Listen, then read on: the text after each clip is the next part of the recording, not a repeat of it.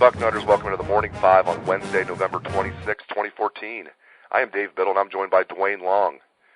Duane, Noah Spence unfortunately lost his appeal hearing with the Big Ten yesterday and remains banned for life. It sounds like he's now going to turn pro after this season if you read his Twitter feed. Sounds like he's going to try his hand at the NFL, and maybe he'll be an undrafted free agent, but I think somebody's going to give him a shot. He'll get a basically a tryout in training camp somewhere. Maybe he'll be a 7th-round pick, who knows, but he's going to try his hand at the NFL, it sounds like. Noah was hoping to be reinstated later this season, but instead he'll never play for the Buckeyes again. It's very sad. Your reaction, Duane? Well, I think that the rule is a bit odd, that the substance he got caught with somehow is classified as a performance-enhancing drug. That to me is pretty ridiculous, the research I've done on this. But in the end, I wonder about why you schedule it just doesn't make sense to me that we had this hearing anyway. I mean, it seems like they would have known beforehand something. Why throw this out there at this odd date? It just didn't make sense to me. As far as him being not being allowed back, he did it twice in less than a year. And I go back to when he got caught the second time, right before the season. He knew he was going to be tested, but he's still going out and doing this anyway. So in the end, the rule is stupid. The way they've got it laid out is stupid, but he knew the rules. That's the thing. It doesn't matter whether the rules make sense. You signed up for this. You agreed to the rules as they were set forth, and he violated them. Now, maybe he does go on to the NFL. Well, we'll see. I think he will. Talent-wise, I think he could go, even missing a year, I think he could go 3rd, 4th round. But with this, the NFL rules are so absolute. They don't seem to want to compromise them. They're starting to come to terms with the marijuana issue. But with other drugs, they're not standing for it. And, you look at what happened to Josh Gordon. And there's so much evidence that Josh Gordon maybe didn't do anything. He just happened to, be in the same room. At least that's what a lot of people are saying. So the NFL is just, we're talking about a lot of money. And the talented he is, someone's going to take a chance on him at some point, but they're going to put strict guidelines on this guy, and they probably are not going to use a draft choice that recognizes the talent that they would be getting. Good luck to him. Yeah, I wish him well, and I know a lot of fans are blaming the Big Ten. I also heard some fans blaming Gene Smith. I can't go into detail on this, but trust me on this, listeners. This is all on Noah Spence. This is not the Big Ten's fault. This is not Gene Smith's fault. This is 100% on Noah Spence. We wish him well. He'll always be a Buckeye, but trust me when I tell you, this is not on anybody else but him. Okay, moving on.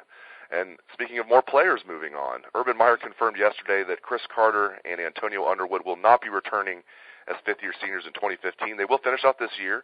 They will go through senior day on Saturday. Now, some might say, Duane, that Urban is clearing cap space. Well, those people are right, in my opinion. I think they're absolutely right. Now, I know that the company line is this was a, quote, player's decision. But I'm not quite buying that. I've heard Urban Meyer say for the last couple of years, warning these guys publicly, listen, if you come to Ohio State to play football on scholarship, you should be playing football. You should be on the field playing. These guys are not playing. They need the space for recruiting. Now, maybe they just decided to move on. I don't know, Duane, but I think this is clearing cap space, so to speak. It kills me. The fans just cannot come to terms with this. It's just a reality. You're not playing. You're never going to play for us. It's time to go, son. Come on, man. This is Sunday. This should be on Come On, Man. This is ridiculous. The fans are all worked up about this. These guys are not going to play here. All they're doing is tying up scholarship space. We have to do this. This is really just being competitive I don't have a problem with it. I don't understand those that do. These guys had 4 years. 4 years. They were given every opportunity. They stuck Underwood in the starting lineup a couple of times. Disastrous outcomes, but we stuck him in there. Chris Carter makes a little less sense to me. They never liked him. Whenever I've seen Chris Carter on the field, he's played all right. And we're a little short on tackles right now. Some of these guys are not panning out either, the younger guys. You know, you got more time, okay, but that one makes a little less sense to me. Underwood, I've never understood. We never should have offered him. He just wasn't an Ohio State kid, and now he's not going to play. It's time to move on. And if they have evaluated Carter and say, he's not going to play football for us, okay. And it gives them an opportunity, if they want to, move down a level where they can actually play football. So I don't have a problem with this at all. I actually think we should have some kind of coaches should have the opportunity to just cut a few players, not take their education away from them, just say you're not playing football, they're not part of our roster, they don't count against our 85.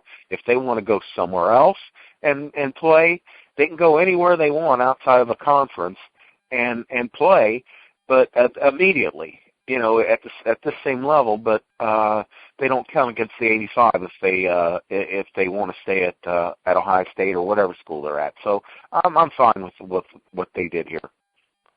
We bid farewell to the 2011 O-line class of Brian Bobeck, Tommy Brown, Antonio Underwood, and Chris Carter. All four of them. What did we get, 2 starts out of them? I think Antonio Underwood started twice. I think he got 2 starts total. That's it, out of an entire recruiting class.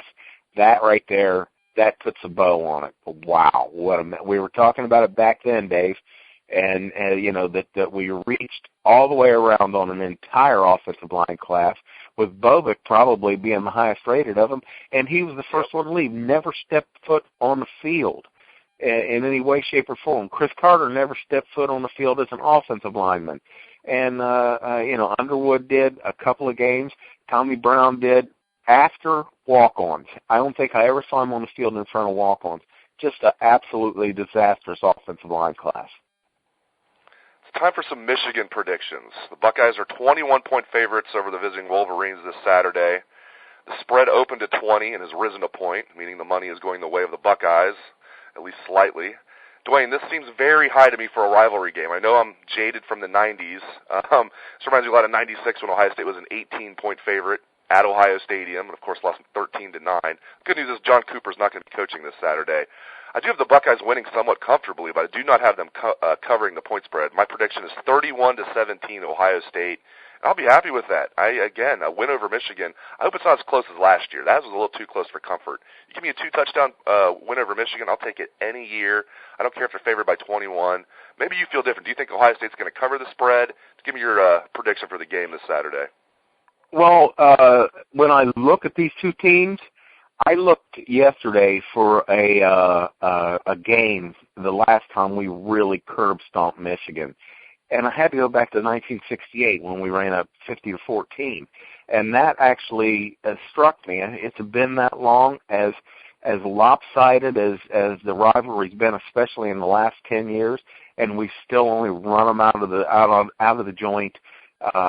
Going back to 1950, that just shows what this rivalry is. Well, 2008, Ohio State did win 42-7, and then they won 37-7 in 2010. The Rich Rod years. But other than that, though, you're right. They've always been close. Well, I was looking for a 50-point score because we should be able to hang 50 on them.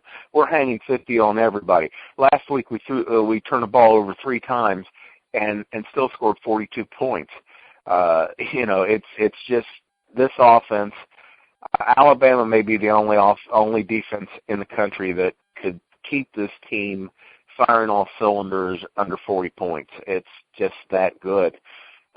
So I think that we could hang 50 points on them and run out of there. Their offense is so horrible.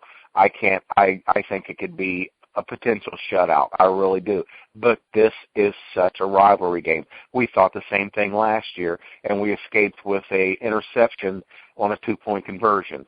So, you have to look at that, and I actually had the same score you do, 31-17. Anything can happen. I could see us throwing a shutout on them. I could see it being 31-0. Their offense is so horrible, but somehow they'll find some way to score something. So I'm still going to say 31-17 too. Wow, same prediction. I will say this: Michigan not having Frank Clark is big. That guy is a good player. Huge. I was watching. It is. It's absolutely huge. I was watching the game last night. Big Ten Network replayed the 2012 game. So when Frank Clark was just a sophomore, I mean, he played great in that game. I mean, it's a big loss that they don't have Frank Clark. So I do think Ohio State's going to win comfortably. Hopefully we are correct, Duane, that the Buckeyes will win, and hopefully they win by even more than we say. But we're both going with 31-17. Okay, to wrap up the show here, we'll let the listeners know Ohio State basketball team will host Campbell University tonight at 7 on Big Ten Network. Ohio State is 3-0, ranked 16th in the country. The Buckeyes will travel to Louisville next Tuesday, so that'll be a good little non-conference matchup next Tuesday at Louisville. So stay tuned for that. Thanks to all the listeners out there. I really appreciate it. Thank you to Duane Long. Hope everybody has a great Thanksgiving. Take it away, best damn band in the land.